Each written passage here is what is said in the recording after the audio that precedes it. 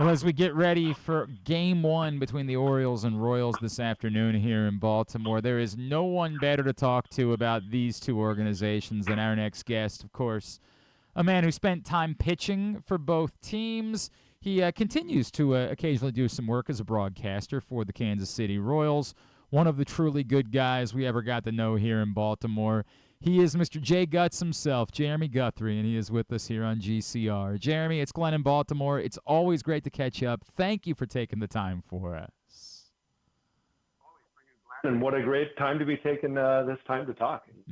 Baltimore Orioles back in the playoffs as they are getting so accustomed to becoming in October baseball. So it's been fantastic. Yeah, you know a thing or two about Orioles, Royals in the playoffs too, man. Like I feel like in Baltimore we're still not over anything here. Like we're still 10 years removed. We're like, man, we owe the Royals one. Like we owe it to the Kansas City Royals for how things went a decade ago.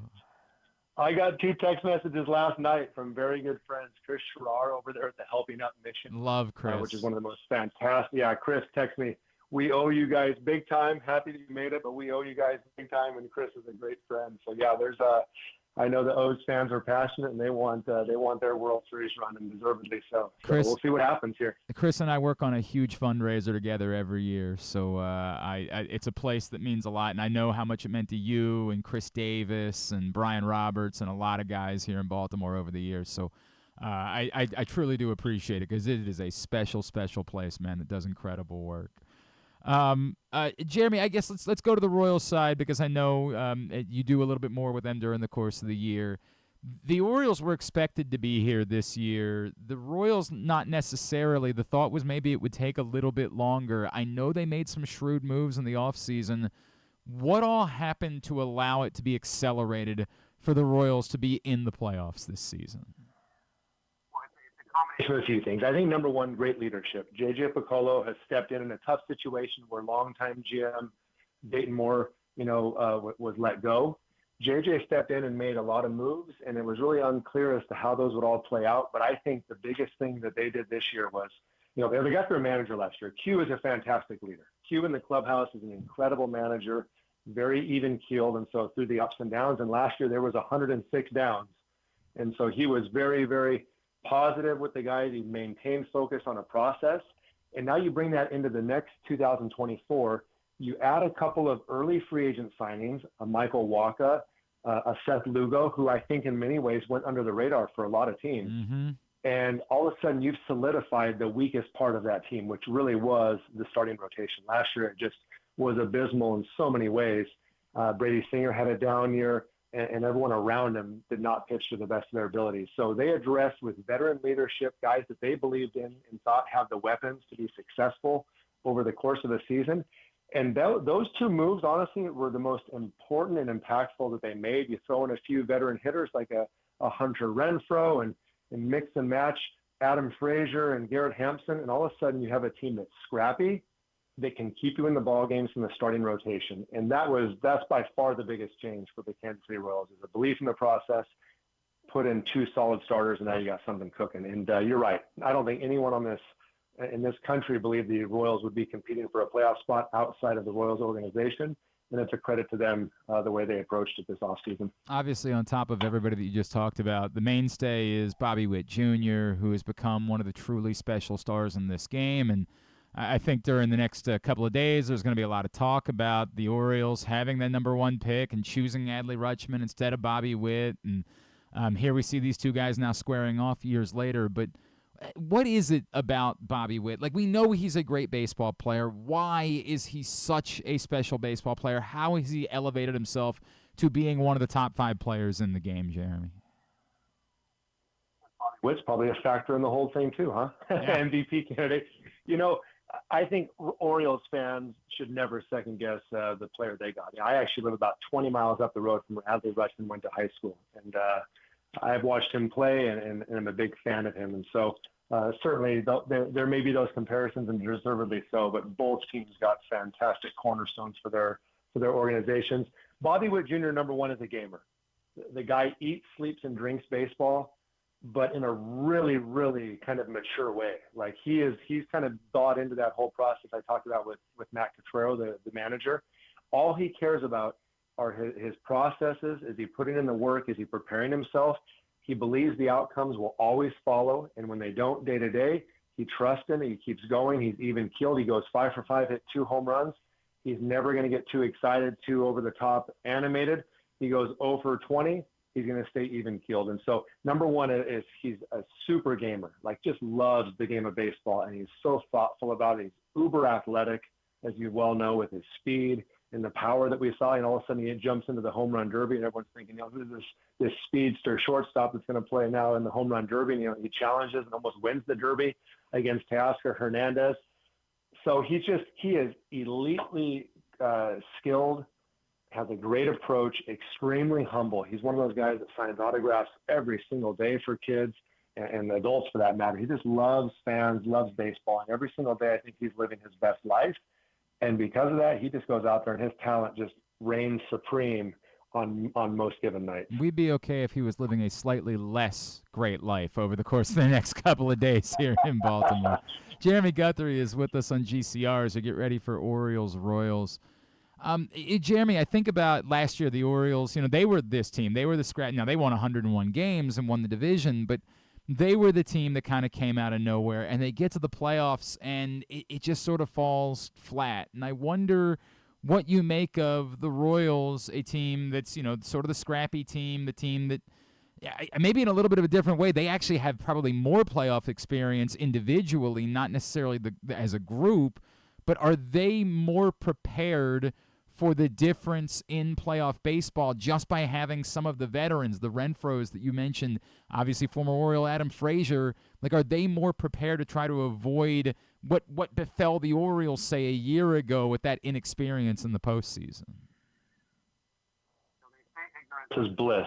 And so in some ways, the ignorance could help. And you said there is that veteran leadership sprinkled in that does have experience, but largely you have Salvador Perez, Hunter Renfroe, Adam Frazier are some of the very few guys, Michael Wacha, that even have playoff experience under their belt. So I think honestly, it's going to depend on how this thing starts. If the Royals get off to a good start, if the Orioles get off to a good start, I think that's a really good indicator for either of those teams. And the way that they both kind of, I hesitate to say the way sputtered, but neither of them were playing their best baseball in September. Yep. And I think that to a man, both would admit that. And so I think that can go both directions. What I know about playoff baseball in my very, very small experiences, we went in there with zero experience in 2014 and all of a sudden rattled off 8 straight wins. Yep. It just depends that first step. How do you get off out of the gates?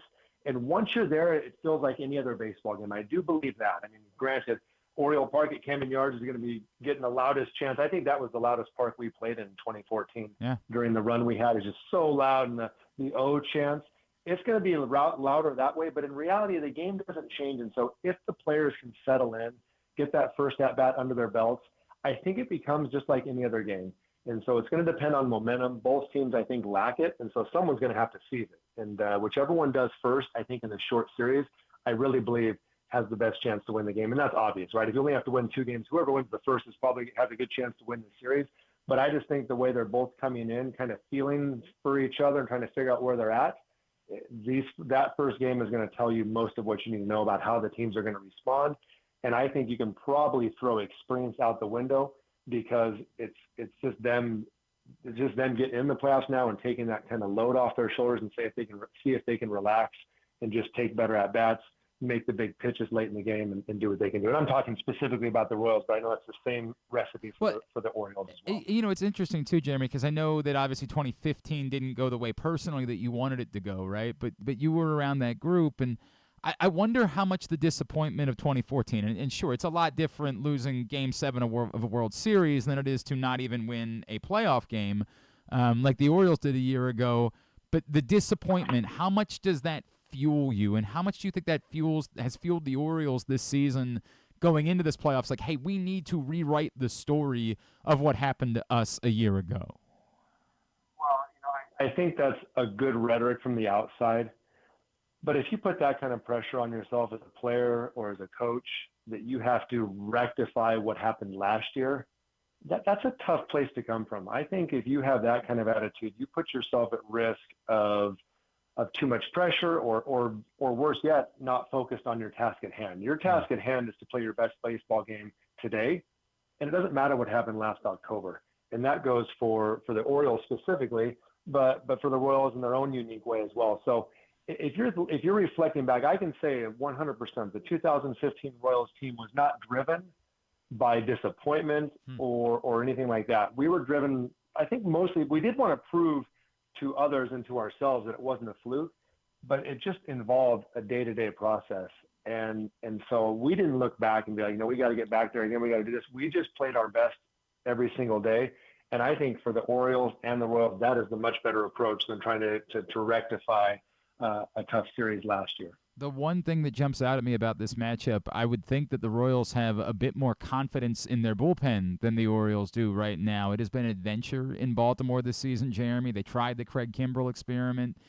That didn't work out. Sir Anthony Dominguez, they've attempted to him close. We talk a lot about how everything changes in the playoffs, right? And it's all about your bullpen. I wonder what it does to a team when you go into the playoffs and you don't have that confidence in your bullpen. Do you still say, hey, look, we're going to sink or swim with them? If our starter gets in trouble, we got to go get him. This is the playoffs. Or do you maybe have to give like a greater leash? I know it's Corbin Burnes that we're talking about because there are so many question marks about your bullpen. A valid question. The trend has certainly been over the last decade that you just want to get into your bullpen as quickly as possible because you got the big arms down there, the 100-mile-an-hour fastballs and the 96-mile-an-hour cutters and 90-mile-an-hour sliders. You want to get there as soon as you can. But I think, as you say, for the Orioles, that hasn't been a strength. For the Royals, it's certainly been their weak spot as well. And so I do believe that both of these managers are likely to lean on their starters. I'm not going to say they're going to over-lean on them. Right. Meaning they're not going to run them up to 120 pitches like we saw, a Smoltz or a Glavine back in the 90-91 World Series type era. But I do think the leash will be much longer. I think the trigger is to go grab a guy at 70 pitches because he's got two men on and you're trailing 2-1. Maybe that's less what they do, Cotrero and Hyde, in these circumstances, because there isn't that confidence. And each team probably has 1 to 3 guys. I can think of the Royals. They've got 4 guys right now that they'll really lean on. And the other 3, they're trying to protect them as much as they can. And so if you go and get a guy in the 4th, 5th inning, just because your starter is not being as efficient or maybe has a little trouble, not only that game are you running the risk that you can't get through that one, but now you're setting yourself up for a tough following day as well. The next game's going to be tough if you use your best guys. Yeah, there's no doubt about it. Jeremy, you said something earlier, and I just wanted to wrap by revisiting it, right? In 2014, when you guys came to Baltimore, and it did not go well for the Orioles, obviously, but how loud it was. And I think everybody has memories of playoff games in Baltimore and that atmosphere. Unfortunately, we were never able to have you experience a playoff game when you were an Oriole, but was it really that unique, that different than other places for you? Electric. I mean, I thought it was fantastic.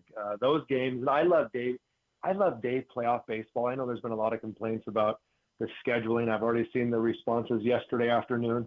But day playoff baseball game takes me back to my childhood. I can think of Darryl Strawberry hitting home runs at Shea Stadium in the middle of the day with the weird, awkward shadows at 4 p.m. that are descending on the field.